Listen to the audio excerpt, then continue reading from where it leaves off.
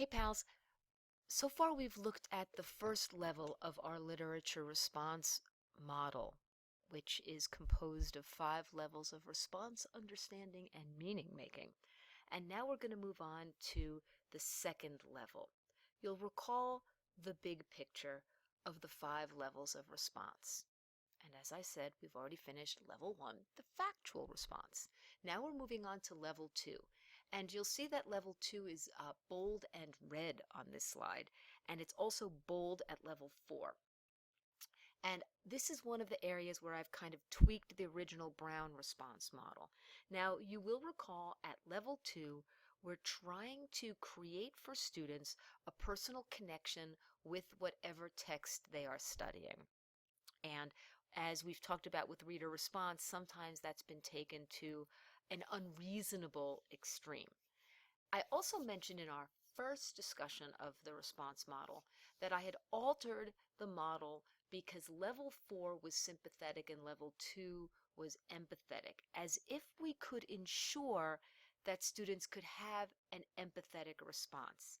Well, what I want to say with level 2 is that in some cases, perhaps they have had experiences that mirror those of a character or any text that they've read. That's great, but often they will not have had that experience. So we have to find a way to cultivate an emotional connection with experiences and characters and events that are removed from the lives of our students. So that's the sympathetic response we want to cultivate. It's great if we can build on empathy because they feel the same thing, because they've experienced the same thing or the same feelings. But there is no guarantee. Therefore, I combine the two, and if it's empathy, great. If it's sympathy, great. But we have to find some kind of personal way in for students with the texts we're reading. This is also part of that cognitive and affective connection making that we want. So level 1 is a cognitive activity. Level 1 is ensuring that they can read the words and that they understand what the words mean at the most basic level. Now we want them to begin to feel a little bit about what they're reading. We want them to begin to connect with their heart, not just their head. So the question I always ask is, what do we mean when we talk about sympathy or empathy? And you'll recall the idea of the transaction, which has been driving everything we do. And you'll recall the transaction diagram on which I build all of my teaching, right? You know, you've got the reader, you've got the text, and you've got the collision of those two into making meaning within a particular context, right? And one of the things that Appelman talks about is that left side, which we call the reader side of the text. I think it's on the left. Anyway, I put it on the left. Here's where the reader is. And what does the reader bring to the transaction? That is what was new with what Rosenblatt did. That was what was new with this idea of the transactional theory or reader response. It's that the reader is given a role in making meaning. That's what we're trying to do. That doesn't mean they get to rewrite the text. It means that we acknowledge and honor what the student brings. In the same way, we acknowledge and honor the integrity of the text. So we need to inform them of that. And the left side, the side that asks them, what do you bring? Have you felt something like this? Can you imagine feeling something like this? Have you experienced something like this? Can you imagine experiencing something like this? That's what we're talking about when we talk about level 2. That's what we get where, okay, they've read. Terrific.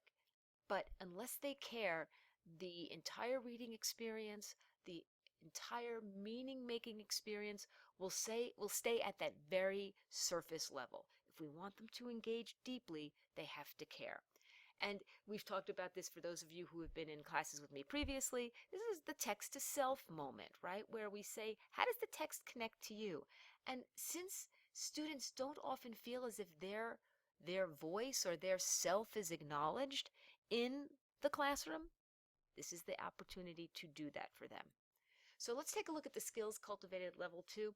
This is our Bloom's revised taxonomy. It's just a different graphic, and the skills are not the kind that we might necessarily see a lot of in our Common Core standards, right? Not, the standards are really about the cognitive connection. I think they imply a more effective connection, but let's say that they really tend to focus on those higher order thinking skills that do include creativity. That's one of the things that was added to the Bloom's revised taxonomy. But creativity is more of an intellectual activity. So we want them to begin to relate to the things, hence empathy, sympathy. We want them to imagine, because in order to connect to things you don't necessarily know, you have to be able to imagine something different. The idea of inventing, projecting, identifying. These are the kinds of skills. These are the kinds of verbs that we will see in some of your objectives at this level. So let's take a look at some non-writing specific tasks, things that you can do. Think of these often as hooks or early activities that will lead students to deeper, more analytical tasks, and that's level 3. You'll see in some of the lesson plans I ask you to develop, I say start with a level 1 and move to a level 2 in a particular lesson. I want to see you write a lesson that starts at level 2 and then moves to level 3, so that we begin to see that the levels of response are not discrete, but that if you start to connect with them on a personal level, it's easier to get them to do more critical analysis than you might have gotten if you just started with facts. So one thing is character introductions. I love to have this. I've told you about my former student Russell, who puts characters in a van to go to on a road trip, and where, what fast food places would they start? Where would they stop for fast food? What would be on their iPod playlist? I was going to say a cassette, but I think that's a little dated. Anyway, or something as simple as you're going to bring Scout to dinner and you want to get your parents ready for her. What would you say? And in To Kill a Mockingbird, what's the name of the kid who's like, the poor kid who comes and eats or whatever? What if you are bringing somebody who's very different from your family, a kid who grows up in poverty? What would you say to your parents to prepare them for that? Something that gets them thinking about who this character is off the pages and in real life. Role-playing does the same thing. Taking a scene from the book and asking some students to role-play it, to create dialogue for it. Ooh, there's a writing task, yes? And to act it out so that they're putting themselves into the character, not necessarily walking in their shoes, but having to sort of project and create that character with their own self. And they love the reminders, right? They love to bring in text that means something to them, media that means something to them. A song, a poem, something they saw on TV, that's the text-to-text connection. And what this says is what you read, your literacy practices outside of the classroom are valid. And we want you to bring them into the classroom if they compare, if they are connected, if they relate to what we're doing in class now. One way that you can get them to compare themselves to characters is with the Venn diagram. Yes, we all have zillion Venn diagrams in our graphic organizer quiver. And here's just another one, and there's a billion of them online. But the idea of getting them to think how they connect to these characters. How are they like these characters? How are they not? If we're trying to build sympathy, then we need to identify the traits of a character and then examine them and say, oh yeah, I do that. Oh yeah, I'm like that. Wow, I thought that David Copperfield was really different from me. But in reality, we have a lot of things in common. Now, if you've done Stick Student, they've done themselves. They've looked at themselves. They've talked about their interests. You can even do Stick Student where they talk about their strengths and weaknesses, what they think are their best traits and their not so nice traits. Just because you make Stick Student the first week with what your interests are doesn't mean you can't add new levels or new layers to that original diagram that they keep. Well, now they open that up and they do Stick Huck, they do Stick Scout, they do Stick David Copperfield, they do Sticks. Did I say Scout already? Yeah, I think I did. And they talk about themselves in relation to that character. You begin to see maybe I'm more alike with that character than I thought. This is another graphic organizer for an opinion guide because I couldn't find the one that I normally use. But an opinion guide is really simple. It's what are some important opinions that are going to be, or important issues that are going to be raised in the text, and what is your opinion? And then as we read, what are the characters' opinions? And this is a little bit like some of the pre-reading activities we did, anticipating themes. But if the the opinions that you want them to begin to think about is, would you be willing to take a stand against the community if they believe one way and you believe another? And then you would get their opinion. And then you would say, well, what would Atticus do? What would Scout do? Those kinds of things. How would you behave towards someone who's different from you and maybe even a little scary? And if they say they would hide in fear, then maybe that would connect to the fear of Boo Radley. You see what I'm getting at. But it's getting them to recognize that they have opinions that are valuable and valid, but so do characters. And are they alike? Are they different? If they're different, why? If they're alike, what does that say? Just creates conversation. Now, when you're thinking about what skills am I doing, how is this not an activity? All of this is character analysis. All of this is digging deeply into a character. And just because we're digging deeply into fictional characters doesn't mean those skills don't transfer over into digging deeply into real life characters, like presidential candidates, like Donald Trump. But I'm not going to say that. There are any number of writing tasks. And remember, students need to write every day, but not every writing has to be something really, formal. So you can use journal prompts. Some of the best teachers I know have bell work, right? Shit that students do in the first few minutes so the teacher can get their head on straight. In teaching 7 through 12, this is vital because they're coming in and coming out all the time, and you got to pee, or you've got to blow your nose, or you just need to sit there for 2 seconds and get your head on straight. Give yourself time. Which character do you like best? Why? Open your journal. If you'd been in this situation, what would you have done? If you'd, lost your pants, or, the various things that happen in these, what would you have done? Lost your pants when Jem, loses his pants or whatever. Anyway, has anything like blank ever happened to you? How would you feel if? Do you know anyone like? Which would you invite to your house for dinner and why? These are all simple general prompts that can take a few minutes while you get stuff done, and then they can talk about it with a partner and then share out. And your job is to then probe them to get them to think critically about the answers that they gave. Authorial technique prompts also fit in this area, and we might tend to think those are more analytical. But remember what an author is trying to do. Remember your rhetorical triangle, right?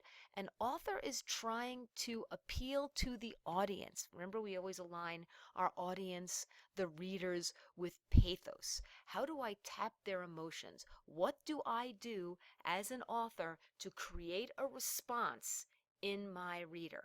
So this writing task does nothing about talking, empathy, sympathy. What it's talking about is your response to the work is valid. That is as much a level 2 activity as how do you feel about the character? Have you ever experienced the same thing?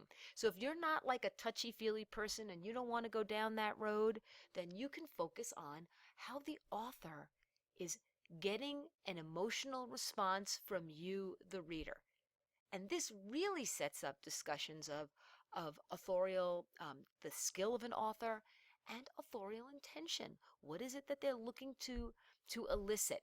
So you can ask simple questions like, what do you like about the story? What do you dislike? And then thinking, what did the author do to make you like? Or what is the author doing that makes you dislike the story? What is the setting? How does the setting fit? Take all of those literary elements and ask, how is the author working that? What do you like, dislike about the characters? What has the author done to create a character you like? What has the author done to create a character you really dislike? What do you think the author is trying to say? What? Now it's asking an opinion. What do you think the author is trying to say? How do you think the author wanted you to feel? Do you like the author's style? Notice in all of these, you. It's asking the student to engage. It's asking the student's opinion. It's simple. It's not that emo crap. It's intellectually challenging, and it's really setting up a deeper discussion of the novel. Now here's another writing task. This is letters. I've always been interested in this, getting students to begin to put on another character, put on a voice. Either writing letters to the characters, offering advice, that's a big one, especially with younger students, they like that. Letters in a character's voice. One of them that has really come up that I think is engaging is, especially with seniors or juniors, writing an application letter for college.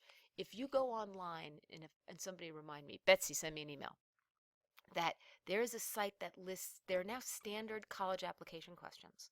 There are now questions that college applications, oh, I think we're going to talk about this later too in level 5 as a closing activity. But there are standardized college application questions now because there's a standardized college application, and they give you these various prompts. I love having students at the end of a text, so this is a level 2, but also a level 5. So I think we'll bring it up again in level 5. Having students write that letter in the voice of a character. Ah, fascinating, right? And then postcards from the character. This is one of my favorites. I actually do this when I teach an American Lit survey. You just get those index cards and you have them write postcards from the character, wish you were here, and then draw a picture on the front.